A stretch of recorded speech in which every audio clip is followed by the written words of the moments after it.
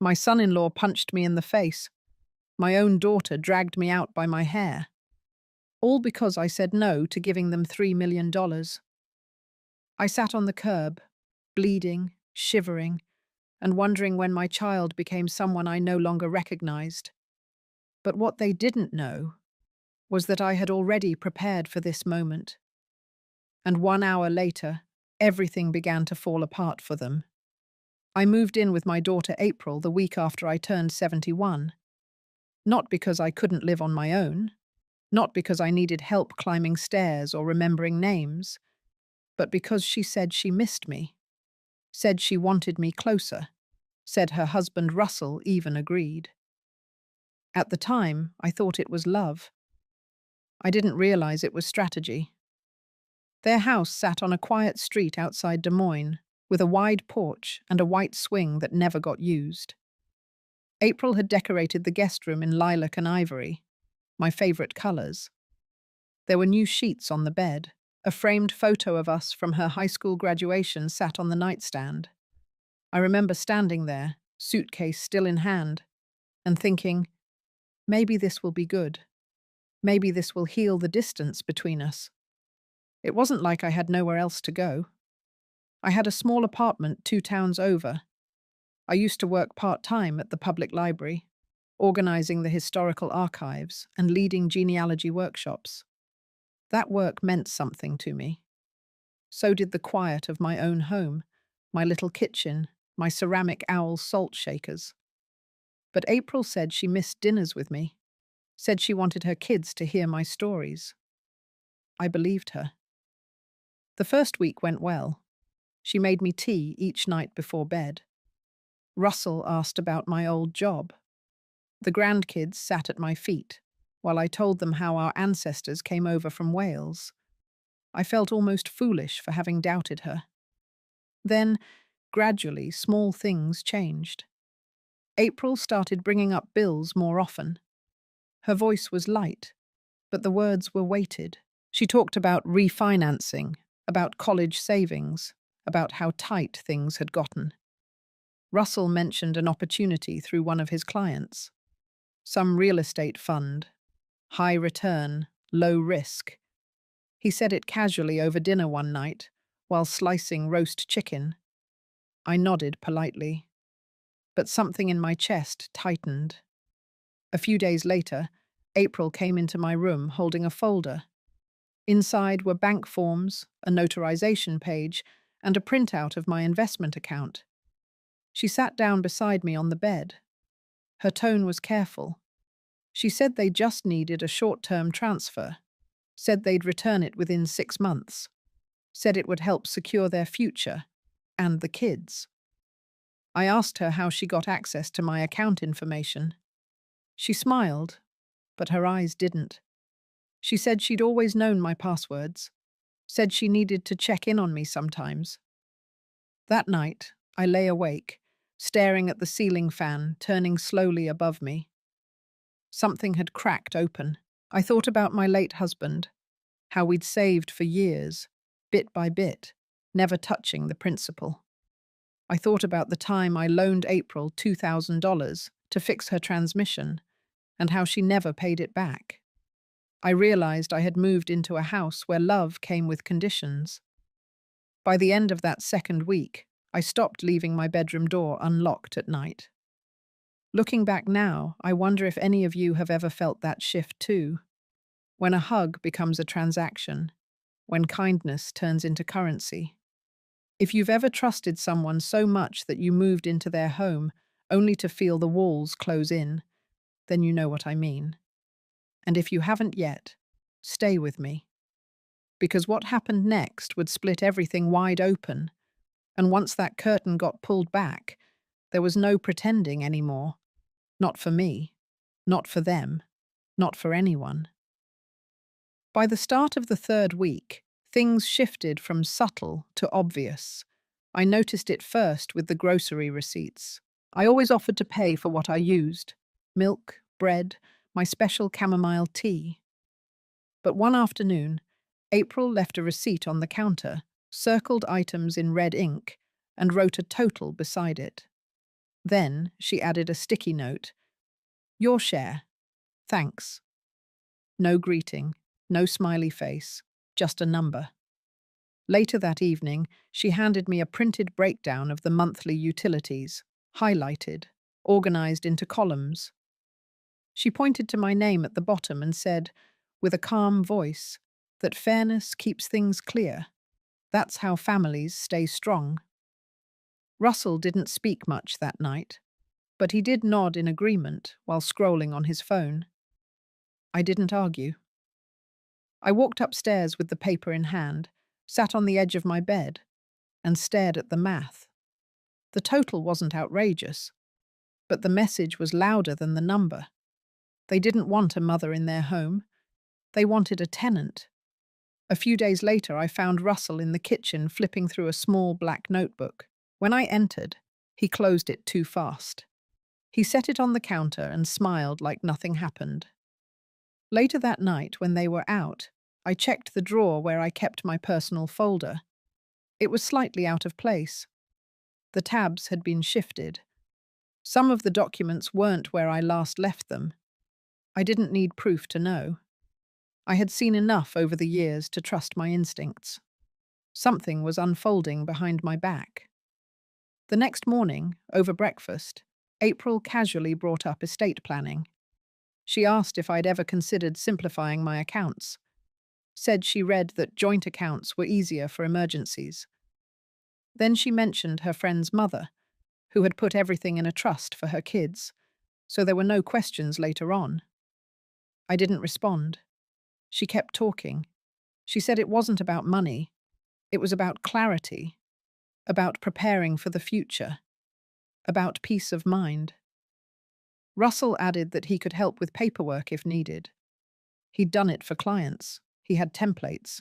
He could make the process smooth. I looked down at my cereal. The milk had gone warm. The spoon felt heavy in my hand.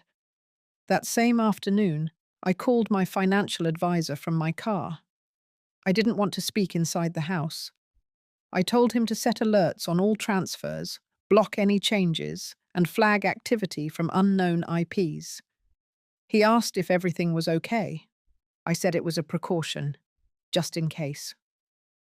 By the end of that week, April handed me a packet of documents. She said she had gone ahead and drafted a sample transfer of authority just to get the ball rolling. Her tone was casual, like she was offering me a cookie recipe. Her eyes, though, stayed fixed on mine a beat too long. I didn't open the packet. I set it aside and asked her how the kids were doing in school. She didn't push further. But 2 days later, Russell brought it up again, this time while we were alone in the garage. He said April was just trying to help, that I was lucky to have a daughter who cared so much.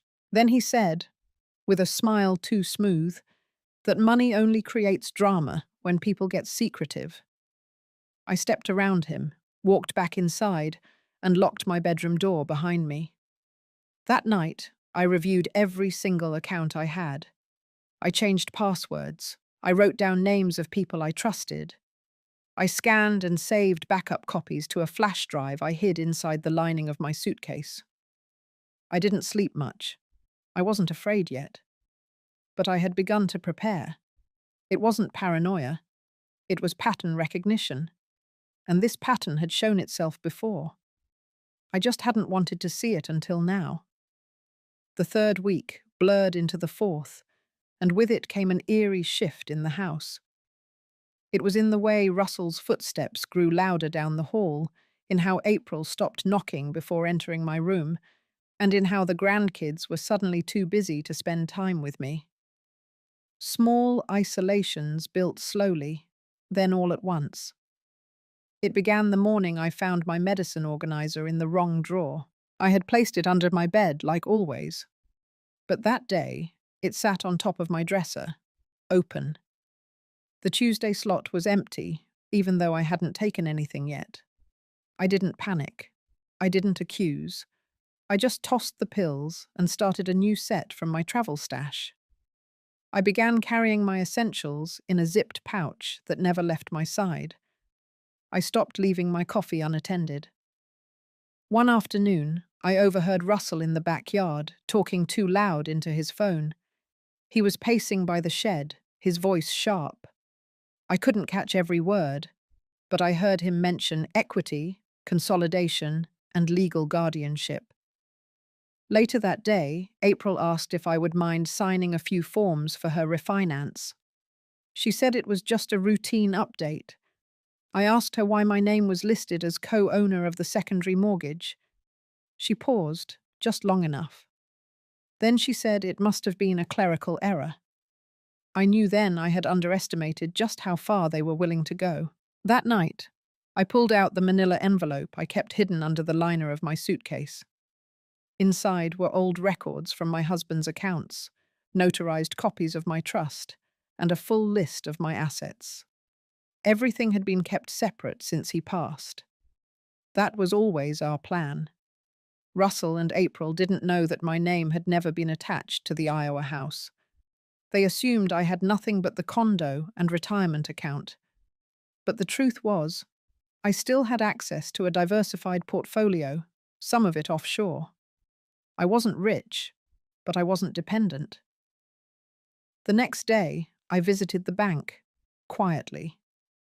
I asked to speak to manager-level staff. I presented my identification and initiated a full review of recent access attempts on all accounts tied to my social security number. There had been 2 failed login attempts from an IP address tied to Russell's business. I asked the manager to set the highest security level: biometric access, in-person-only changes, and voice-verified transactions. She didn't ask questions. She just nodded and got it done. I returned home before sunset. Dinner was already on the table. April served roast pork with overcooked carrots. Russell asked how my day had been. I said I went to the park. He nodded, satisfied. That night, I barely slept. Not from fear, but from a growing sense that something inevitable was about to crack. And it did.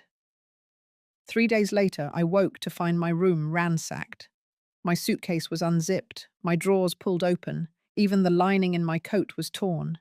My flash drive was gone. I stood silently in the doorway, heart pounding.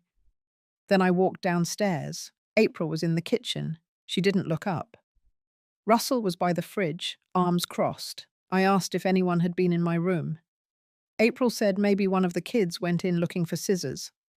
Russell said maybe I had misplaced something. They said it too quickly. I didn't respond. I went back upstairs, closed the door, and picked up the landline I had hidden behind the bookshelf. It was a burner line I kept for emergencies, something my husband and I had used years ago when dealing with a real estate scam. I dialed a number I hadn't called in a long time. My lawyer's office. His assistant answered. I gave her the code word. She transferred me immediately. Within minutes, my attorney confirmed he could lock down everything. I asked him to trigger the fail-safe in my trust, to remove any shared power of attorney privileges, to notify my offshore custodian that fraud had been attempted. I also asked him to make a preemptive report to Adult Protective Services, just to put something on record. I wasn't accusing yet, but I wanted a trace. Then I packed a small overnight bag, only essentials. I didn't run. I didn't cry. I simply acted. That evening, as I came down the stairs, I saw Russell standing by the fireplace, holding my flash drive. He didn't say anything. He looked smug. April stood behind him, her face hard to read. I told them I was going out for a walk. They didn't stop me. At the corner of the block, I got into a black sedan waiting for me. My attorney had sent a driver. We drove straight to a safe location I had arranged years ago. A small house in Ames, deeded in the name of an old college friend who owed me a favor. The next day, I froze all joint assets, placed a fraud alert, transferred everything into a protected, irrevocable trust. And for the first time in weeks, I slept. Not deeply, but without looking over my shoulder. The silence in the safe house was different. It didn't echo like the big house. It wrapped around me like a warm coat. For the first time in weeks, I could hear my own breath again. I sat at the kitchen table that evening with a cup of peppermint tea, looking at the stack of documents my lawyer had sent over. Every page had a clear purpose. Every signature I made that night pulled a little piece of my life back into my hands. Over the next 3 days, I stayed in that quiet little house in Ames, with the curtains drawn and the phones silenced. I didn't watch the news. I didn't scroll through anything. I just thought. I thought about how it got this far. How two people I had once held as newborns, Russell and April, could turn so calculating, so cold. On the fourth morning, I received an email from the bank. There had been an attempted login using outdated credentials. Then another from my lawyer. He had spoken to the trust administrator. All assets had been moved.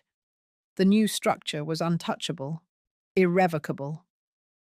And the successor trustees I had named long ago, 2 women from my reading group, both retired professors, were now legally in charge if anything ever happened to me. That same afternoon, I requested a call with the lead investigator at Adult Protective Services. They had already opened a quiet inquiry, just as a precaution. I gave them everything. Every incident, every document, every photo I had discreetly taken of the drawer after it was rifled through. I gave them a timeline, down to the hour, of when I began noticing the manipulation. I wasn't pressing charges, not yet. But I wanted a record. The officer I spoke with was patient and precise. She didn't offer false comfort, but she did say something I hadn't heard in a long time. She said I had done the right thing. She said I wasn't alone. Later that evening, I drove back to the city. I didn't go to their house. I went to my friend Patrice's home.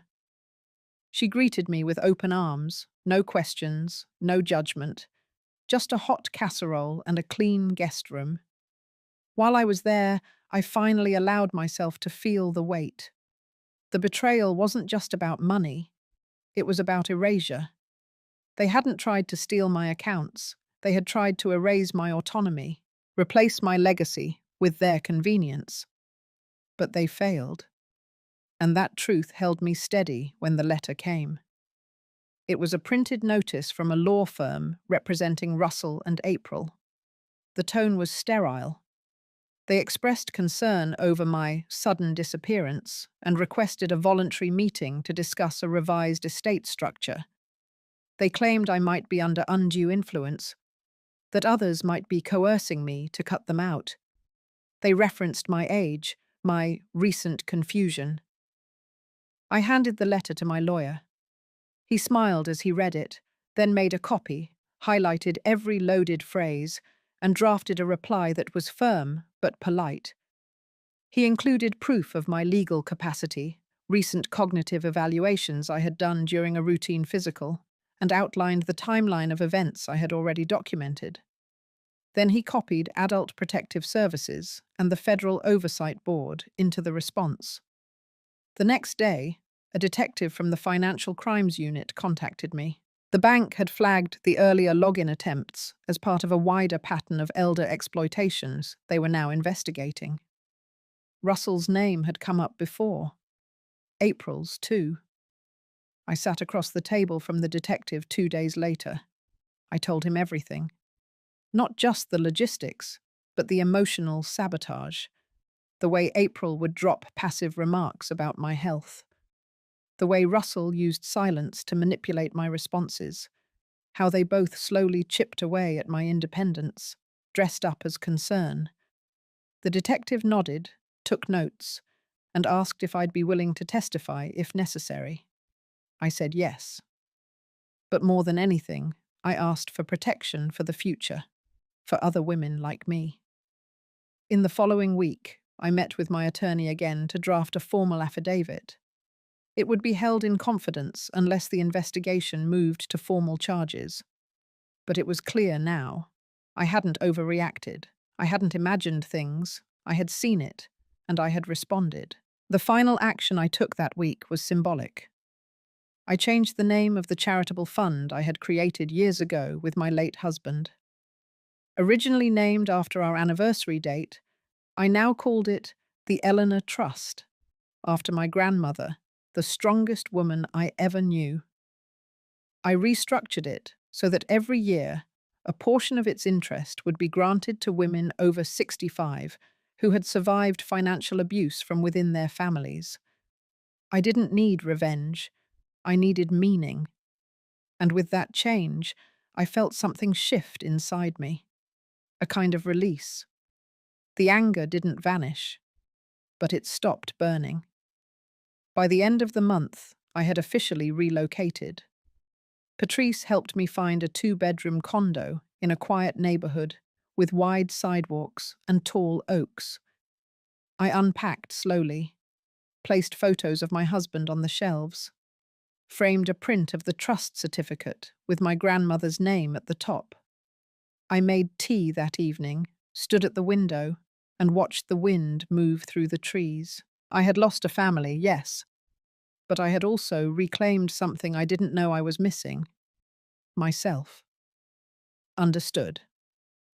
I will now begin writing Chapter 5 directly into this conversation window, following all of your formatting and stylistic guidelines. The chapter will be approximately 980 words in American English, with a consistent, emotionally resonant narrative tone. Please give me a few moments to write it for you. 2 weeks passed. I kept to myself, living quietly in the condo Patrice helped me find. No social media, no phone calls unless necessary. The days were still and healing. I began walking again each morning, just before sunrise, with no music in my ears. Just the sound of gravel underfoot and the birds waking up. Then came the letter from the probate court. It had been sent to my old address, but redirected by my lawyer. Inside was a petition filed by April and Russell, requesting a formal hearing to declare me unfit to manage my estate. They were invoking the Elder Concern Act, claiming I was mentally compromised and being isolated by outside parties for financial gain.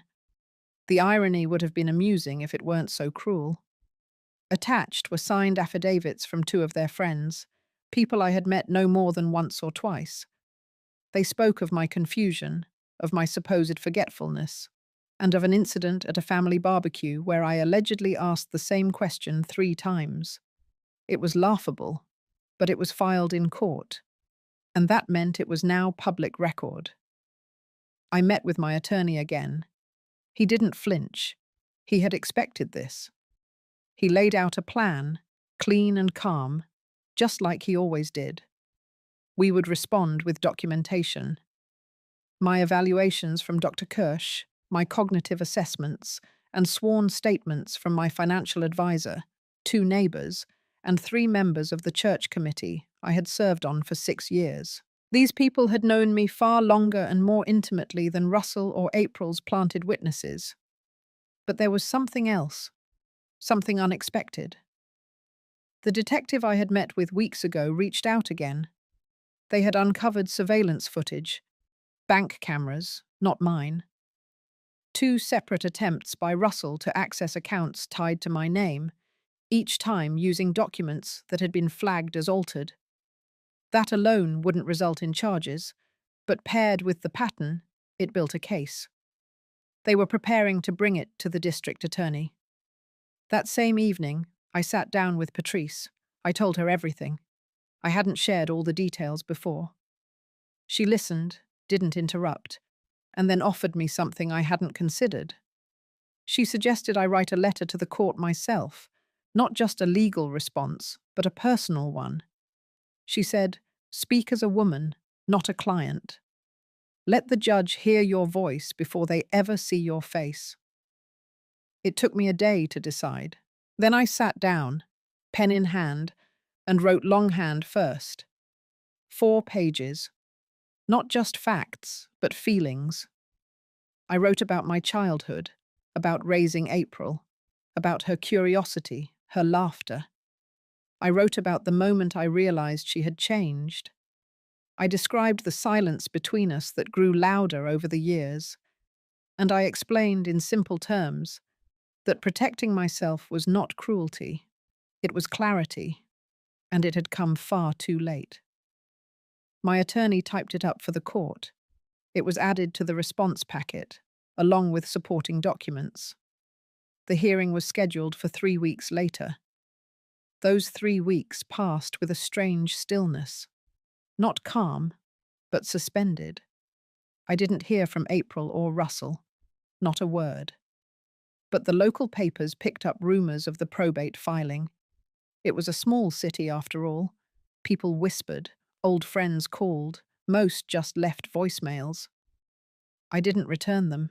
Not yet. On the morning of the hearing, I wore a navy suit I hadn't touched since my husband's funeral. I brushed my hair smooth and pinned it back. I carried no bag, only a folder with my name on it and a heart that had learned not to shake. Courtrooms are colder than they look. I sat beside my attorney. Russell and April were on the other side. April wouldn't look at me. Russell did, just once, and then turned away. The judge entered. The hearing began. Their attorney spoke first. He painted me as disconnected, volatile, prey to manipulation. He used words like isolated, withdrawn, emotionally unstable. Then he introduced their witnesses, the same 2 people from before. They spoke in vague terms, heard from someone else, saw something once. Then came our turn. My attorney introduced the evaluations, the statements, the timeline. He walked through the pattern of control and coercion, then placed the letter I wrote on the record. The judge read it silently at the bench. When she looked up, she said only this, that it was rare in her courtroom to see such clarity from someone being accused of incapacity. The judge dismissed the petition without delay. She called the filing not just unfounded, but an abuse of process. She referred the matter for further review. We walked out without a word to Russell or April. There was nothing left to say. Back home, I made tea and sat on the balcony for the first time. The sky was wide, pale gold. The air smelled like rain. Later that evening, I received an email from a small women's advocacy group.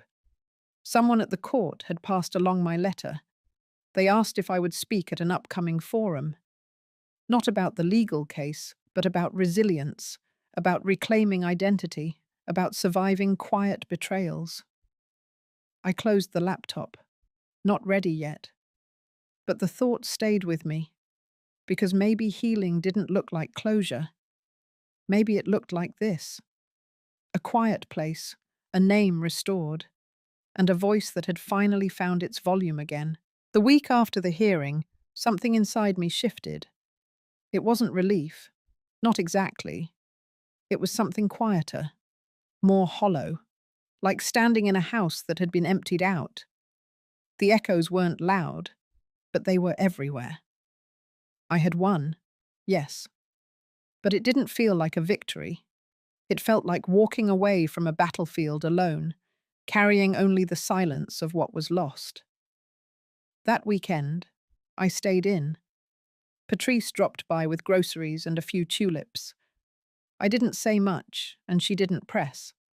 She just sat beside me while I watered the plants and cleaned out the kitchen drawers.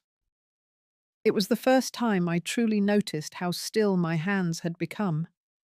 No tremble, no tightness, just a slow steadiness, like something was finally settling. That night, I sat at the little table by the window and opened the storage box I had carried with me from the old house. Inside were photos, journals, and the leather folder that held all the old letters Russell had sent me in college, his childish penmanship, his little jokes, the promises he used to make to take care of me when I got old. I stared at one letter for a long time, then quietly set it aside. I pulled out my own journal, not the one for lists or passwords, but the one with no lines, the one I hadn't written in since the year after my husband passed. I turned to a fresh page and wrote one line. I am still here. I wasn't sure what I meant exactly, but the words felt real, grounded. 3 days later, I met with my lawyer again. Not because I had to, but because I wanted to talk through the next steps, not legal steps, personal ones. He brought up the trust, the Eleanor Fund, and how the first round of grants could be released within 6 months. He mentioned that the applications were already coming in, women of all ages with stories of loss, of survival, of quiet reinvention. Then he looked at me and asked if I wanted to remain anonymous. I thought about that for a long time. I thought about what it meant to be visible, to have your name attached to something that others might one day cling to in their darkest hour, to stand up, not in spite of what happened, but because of it. I told him no. I wanted my name on it. That evening, I took a walk around the neighborhood. I passed a park with benches painted in pale blue and children running in circles. I sat for a moment, letting the late light hit my face, and I thought about April, not with anger, not even disappointment, just stillness. She had made her choice, Russell too, and now I had made mine. But this time, it wasn't reactive. It wasn't about protecting what I had. It was about choosing what I wanted to become. Back home, I made tea, then opened a blank document on my laptop. For the first time in years, I started writing my story. Not as a case, not as an article, but as a life. A full, flawed, quiet life. Mine. It began with the line I had written in my journal. I am still here. And from there, the words came like water.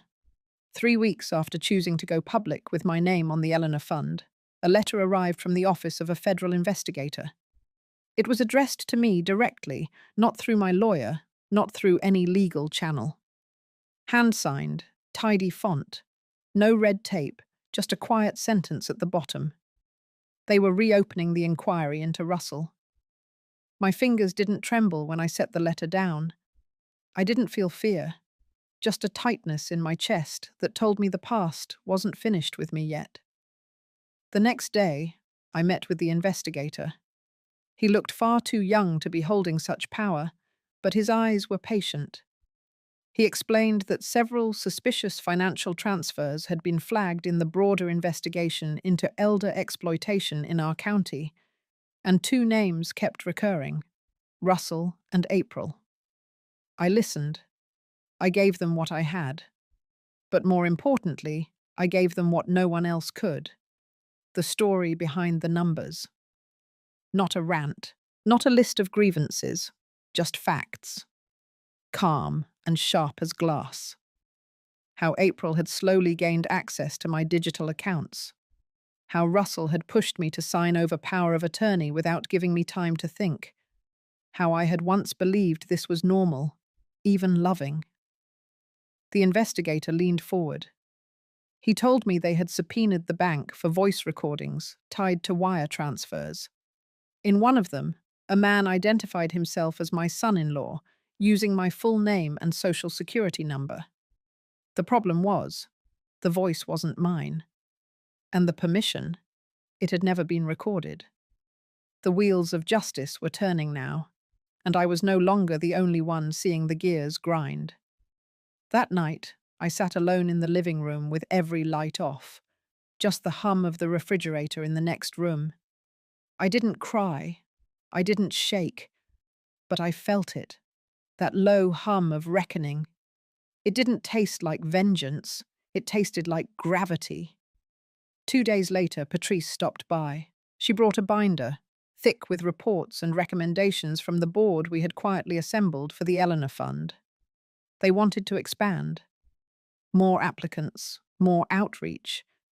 A partnership with a university program that trained women in digital literacy and finance. I looked through the proposal and paused at a paragraph buried near the end. A speaker series, women over 60, sharing real stories of rebuilding, quiet battles and silent triumphs. They had penciled me in. I didn't say yes, I didn't say no. That night, I sat on the balcony again. The air was thick with early summer heat. A siren passed 2 streets over. I didn't flinch. I thought about what it meant to speak. Not whisper, not journal. Speak. And not just for myself, but for the hundreds of other women I had read about in the fund's early applications. Stories filled with disbelief, gaslighting, financial erasure, betrayal dressed up as care. My story wasn't rare.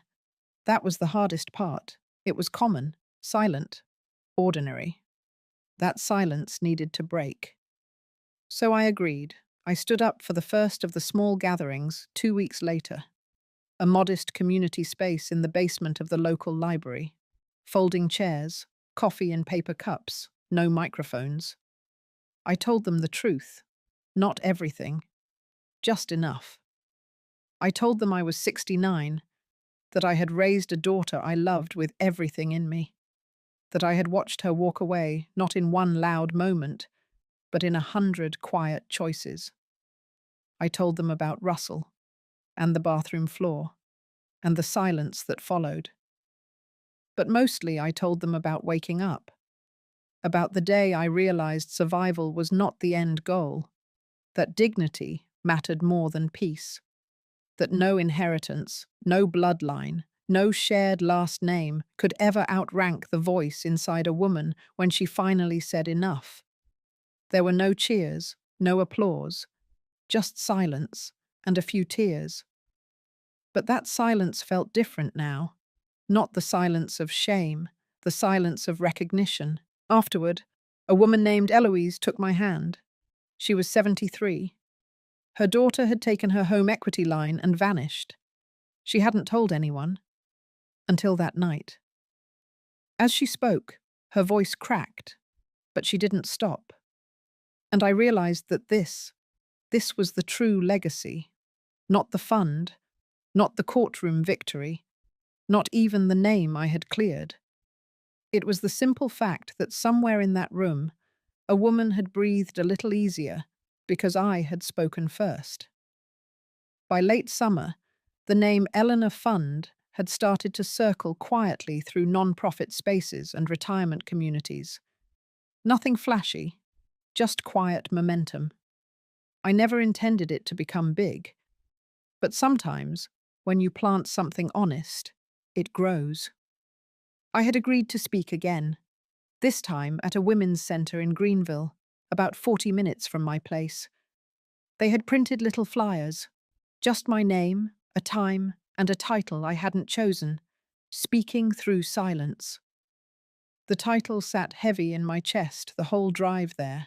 The room was warm when I arrived. Fluorescent lights, coffee already brewing. I sat in the back while the organizers checked the seating. I didn't wear anything special, just a blue knit top, cotton slacks, and the silver watch Russell had given me in 1984. Funny how I still wore it. Not for the sentiment, just because it told time well. When it was time to speak, I didn't rehearse. I simply stepped forward and told the truth again. A different shade of it. This time, I spoke more about what came after. About what it felt like to sit in your own home again without waiting for footsteps to come up behind you. About learning how to cook for one and not feel pitied. About paying your own bills and feeling grateful for the quiet click of confirmation. I saw a few women nod. One reached for her purse to dab her eyes. Afterward, a woman with salt and pepper hair asked if she could walk me to my car. Her name was Judy. 71. Her story unfolded slowly, but I recognized the rhythm. A daughter who took over her finances. A son-in-law who handled the paperwork. And suddenly she couldn't access her own checking account. She whispered that she had no one else to tell. So I gave her the number, not mine, the center's, and told her to call in the morning. They had volunteers trained for exactly this. She held the paper like it was a lifeline. That night, I couldn't sleep. Not from nerves, from something else. It was the weight of it all. The stories piling up like fallen leaves, each one rustling with the same ache. There was no end to them. And for the first time, I wondered if I was strong enough to keep holding space for them. The next morning, I made oatmeal and stared out the kitchen window. The air was still, too still. I could feel something shifting again, but I couldn't name it. 2 days later, my lawyer called. The federal investigation had moved forward. Charges were being finalized. There were multiple counts: identity theft, elder abuse, financial coercion. Russell's name was listed. So was April's. The news didn't shock me, but it still stung. The part that caught me off guard was the press request. A journalist from a respected outlet had been following the fund's development. They wanted to feature the Eleanor Fund in a national story about financial abuse against seniors. They asked if I would go on record. Fully. I said I needed a day. I walked, for hours, through streets I hadn't seen in years, past the post office, the old community theatre, a bakery that now sold vegan muffins and lavender tea. The world had changed so much, and I had spent years just trying to survive inside of it. But now, I was standing in it, and maybe it was time to stop hiding. So I agreed. The article came out a week later. My name. My face. A photo of me standing in front of the library after one of the talks, sunlight catching the edge of my hair. The headline was simple. She spoke up.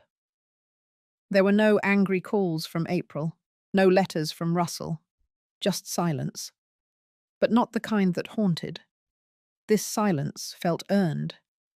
The following week, something unexpected happened. A young woman from a local university reached out. She was studying nonprofit leadership and wanted to intern with the Eleanor Fund. She said her grandmother had been one of the first women to apply and had cried reading the acceptance letter. She said she wanted to help other women feel that seen. I told her yes. Not just because we needed help, but because I saw something in her. A continuity. Proof that what we were building wasn't about me. It was bigger. That afternoon, as I filed grant paperwork and updated budgets, I realized something. I hadn't thought about Russell or April in hours. Not from fear, not from pain, just hadn't thought of them. They had finally stopped living in my head, and that, more than any court decision or headline, felt like the real beginning. The day the letter arrived, I had just come back from the hardware store with a new light bulb and a bottle of vinegar. I saw the envelope sitting on the porch table, out of place, cream-coloured and thick. No return address, just my name, written in sharp, deliberate handwriting. I knew that script. It was April's. My fingers didn't tremble. I just opened it. Inside was a single page. It wasn't long, a few sentences at most. She said she'd heard about the Eleanor Fund, that she'd seen my picture on the article, and that Russell had told her they had made mistakes. That now he wanted to make peace, that they would like to meet for dinner. Just a quiet evening. Just to talk. She had included a location, a restaurant in a part of town I hadn't been to in years, not far from the courthouse, actually. The timing was casual. Friday. 7. I placed the letter down and went to boil water. I didn't need time to decide. I wasn't going. But I didn't tear it up either. I let it sit for 2 full days, untouched, next to the kitchen clock. I suppose I wanted to understand why I wasn't angry anymore, why the invitation didn't sting, why the silence inside me felt so firm. By Friday afternoon, I had forgotten the letter completely. It wasn't until the sun began to fall, and I saw the light outside shift to that strange gold hue, that I remembered. 7 o'clock.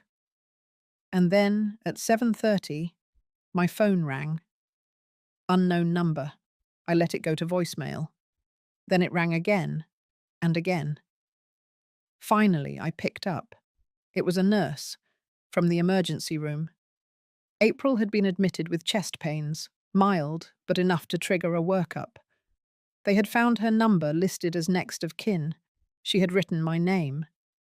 I sat on the edge of the bed, phone pressed to my ear. I could hear voices in the background, machines beeping. And for a moment, the air around me seemed to shrink. I asked the nurse if she was stable. She said yes, then paused. Said April had asked for me.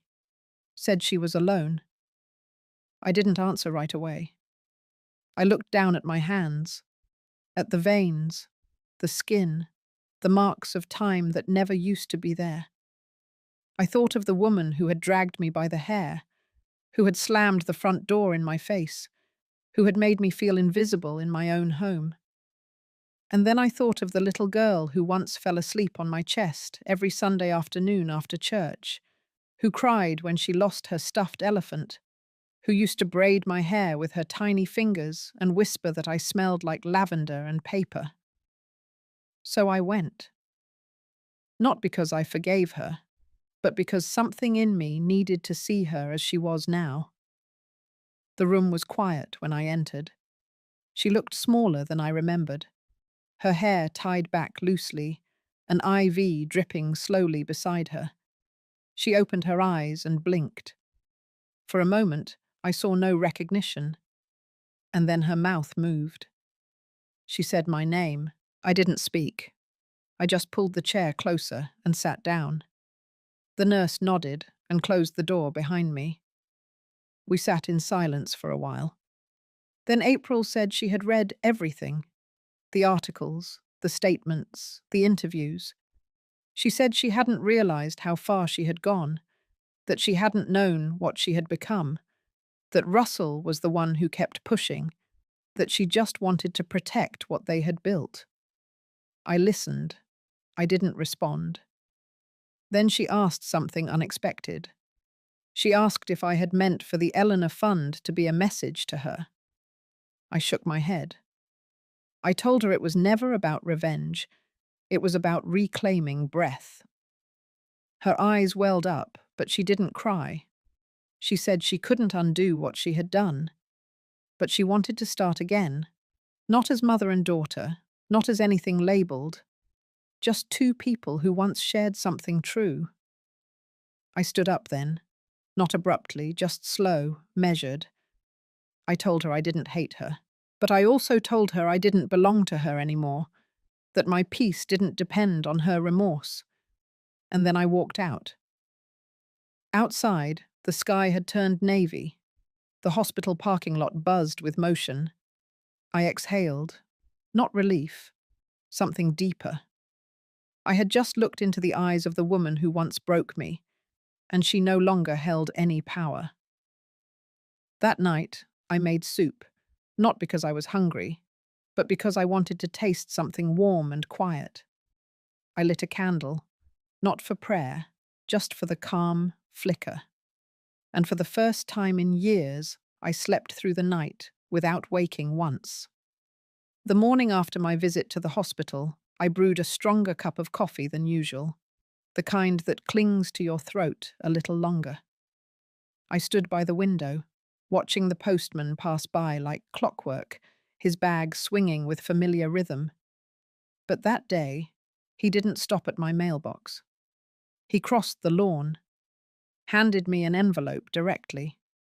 It was from the office of the United States Attorney. I closed the door and sat down before opening it. My fingers moved with steady purpose, but inside my heart was bracing. Not with fear, with readiness. The letter confirmed what I had quietly hoped for. Federal charges were being brought against Russell. Fraud, coercion, financial abuse of an elder.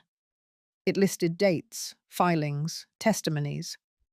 And my name appeared more than once, not as a victim, but as a key witness. There had been an anonymous tip submitted to the IRS 3 months earlier. The audit had revealed enough to initiate a broader investigation. Apparently, I was not the only one Russell had tried to manipulate. The truth was unraveling. But here's the part I didn't expect.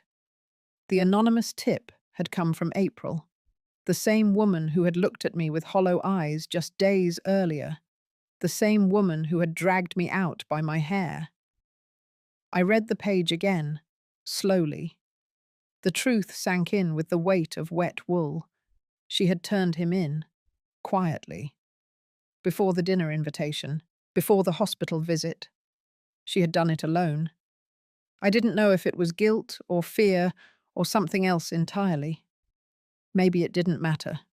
What mattered was that she had cracked open the very house she had helped build.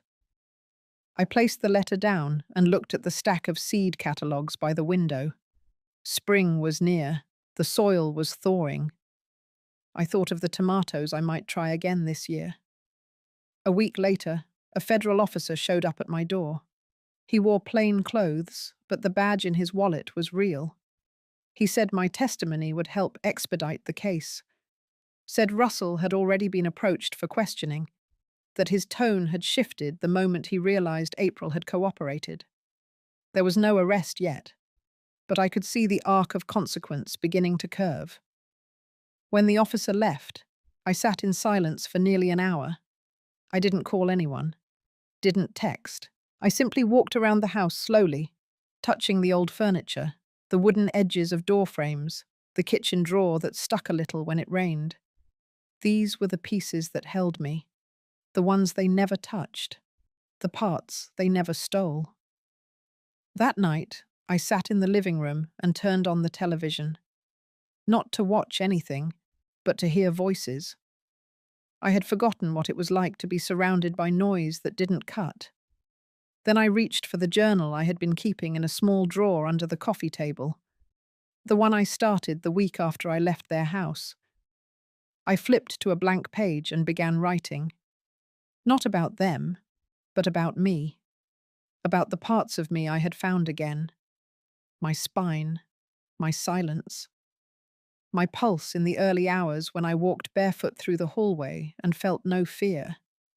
About the slow unfurling of dignity after being buried for years under the weight of someone else's version of family. I didn't need justice to look like sirens and handcuffs. I just needed them to know I had survived, and that I had done it without their permission. When the phone rang later that evening, I let it go to voicemail. It was April. Her voice was low. She said Russell had left the house, that federal agents had come earlier that day, that he had packed a suitcase and slammed the door without looking back. She said she didn't know where he went. Then she said she was sorry, again. But it didn't sound like an apology this time. It sounded like release. I didn't return the call. Instead, I stood up, walked outside, and breathed in the air. Cold, but clean. I wrapped my shawl tighter and listened to the leaves whisper. No one screamed, no one banged doors, no one stood behind me. For the first time in a long while, I was exactly where I wanted to be. And in the quiet hum of a world still turning, I smiled, not from triumph, but from peace earned. 3 days after I let April's call go to voicemail, a letter arrived from my attorney. I almost didn't open it right away. My mornings had become sacred again. I took my coffee slower, let the sun roll across the wooden floors without rushing it. But something about the envelope tugged at me. It was thick. I opened it with careful fingers. Inside was a copy of a legal document that made me sit down. Apparently, months ago, before the confrontation, before the dinner, before the bruises, I had signed a document I didn't remember. It had something to do with consolidating assets into a trust. I remembered Russell talking fast, printing things off his computer. I thought I had reviewed them. But this one had never come through me, and now it was showing up under my name. The trust transferred nearly $3 million from my brokerage account to a holding entity under Russell's name. The transfer hadn't completed because of an alert placed by the bank following a flagged request, one that came in while I was at the hospital. The letter continued. My lawyer had taken it upon himself to cross-check the records, and in doing so, discovered something else entirely. April's name had been added to the trust, but only conditionally. It would activate on my official declaration of incapacity. I held the paper in my hands and felt the chill settle through me. My own daughter had sat down at a table and signed documents, assuming I would one day lose the ability to speak for myself. She had built a future based on my absence, and Russell had guided the pen. But that wasn't the worst part. The lawyer's letter ended with a single handwritten sentence. He said he had a hunch, so he'd run my medical file, legally, against the timing of the trust preparation. The dates lined up with my fall. The fall I had assumed was an accident, the bruise on my neck, the dizziness, the medication I never remembered taking. It wasn't hard to connect the dots. They had tried to incapacitate me. Quietly, slowly, legally. They had anticipated resistance, but not survival. And now, that entire paper trail sat in a manila folder in the attorney's office, under lock and key, with a time-stamped log that made it legally impossible to argue ignorance. I walked outside after reading the letter. The wind was sharper than usual. I didn't mind. I needed it. I needed something real to press against my skin. I sat on the back steps and pulled the sleeves of my sweater down over my hands. I thought about all the meals I had cooked in that kitchen for April when she was young. I thought about the quiet years after her father died. How we had survived with just enough. How I had gone back to work at the local college's admissions office just to keep things moving. She never knew what I gave up. That was the point. She was never supposed to. But now, the woman she had become had not only turned her back on me, she had waited for me to disappear. She had signed her name to it. And Russell? He had planned the entire thing, like a chess match, cold, detached, believing I would never notice the checkmate coming. He had underestimated the one thing that mattered. I had lived through worse. The chapter of my life that included April and Russell was coming to a close. But not with a scream, not with courtroom drama. Just a woman on her back porch, holding her coffee tighter, her pulse steadier, and her dignity completely intact. Because survival isn't loud. It's quiet, and powerful, and absolute. It was a Thursday morning when I walked into the courthouse, alone.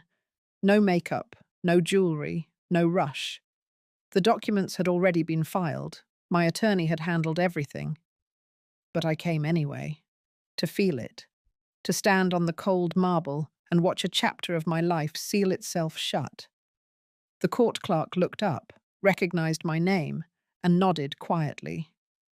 The annulment of the trust was approved in chambers. The frozen funds were returned. The invalid power of attorney was nullified. And my name, my full, legal, untarnished name, was reinstated as the sole authority on my life. It didn't come with applause. No one cheered. But something deep inside me exhaled for the first time in months. Outside, I sat on the bench across from the courthouse steps. The sun felt warmer than it had in weeks. I had brought a small flask of tea. I sipped it slowly, feeling the warmth spread through me, calming, steady. A woman passed by, older than me, with a small dog in a stroller. We locked eyes just briefly. I gave her a soft nod. And for a split second, it felt like she knew, not the whole story, just the weight of surviving something and still standing. When I got home, I didn't go straight inside. I walked the side of the house and stood at the old potting bench. My hands itched to be in the soil, to press something living back into the earth. That afternoon, I planted 3 trays of pansies, purple and white. Hardy little things. They don't look like much at first, but they last through frost. They come back even after the cold tries to wipe them out. A week later, Russell called. I let it ring. He left a voicemail. His voice was lower than usual. Said he was sorry. Said April wanted to talk. Said they had made mistakes. I deleted it. A few days after that, an envelope arrived. No return address, just my name. Inside was a photo. April, younger, holding her daughter, smiling. The edges were worn. I held it for a moment. I didn't cry, but I didn't throw it away either. I placed it in the drawer of my desk, the one I don't open often, the one where I keep the things that matter but no longer define me. I'm not angry anymore. Not exactly. There's a silence now, a different kind of quiet. Not absence, more like clarity, like a room that has finally been cleaned of echoes that no longer belong. And I've found something in that silence. Peace, not the kind that comes from justice, but the kind that comes from knowing I chose myself, that I reclaimed my breath, my voice, my place. I no longer live in reaction to what they did. I live in response to who I've become. If this story reminded you of someone who once tried to silence your worth, I hope you know it is never too late to take your voice back. Have you ever walked away from someone you loved to protect the part of you they kept trying to erase? Your story matters too. Share it below if you'd like, or just know you're not alone.